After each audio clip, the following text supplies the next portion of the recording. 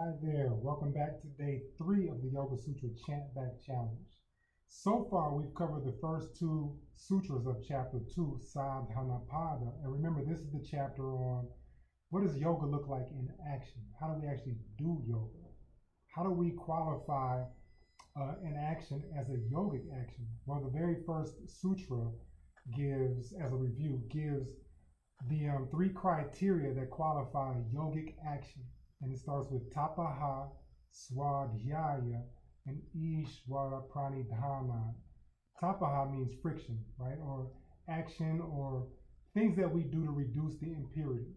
And the impurities could be physical, right, in the body. So detoxing, to detox, means to get rid of impurities.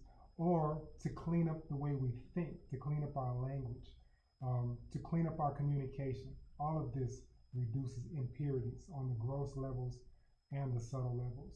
And then we have swadhyaya, and that means a study that leads to knowledge of self, right? Whether it be reading spiritual scripture or just reflecting on our every action and our every behavior to see that what we're doing is adding to the value of our life or subtracting from it, because those kinds of insights lead to knowledge of self.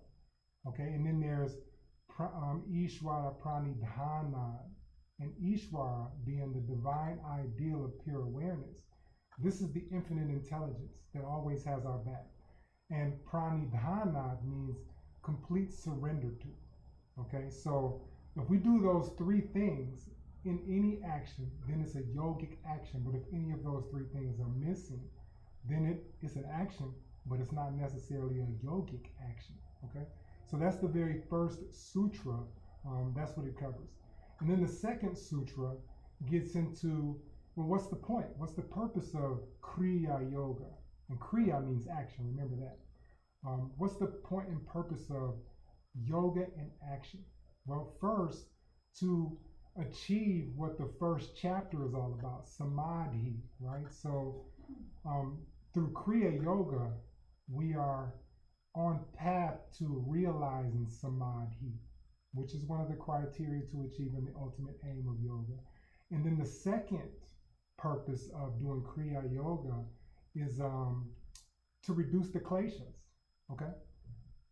That's it in a nutshell, that's our review.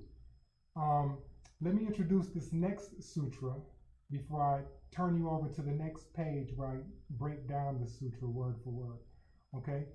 But it goes like this. Avidya, asmita, raga, dvesha, abhinivesha, klesha.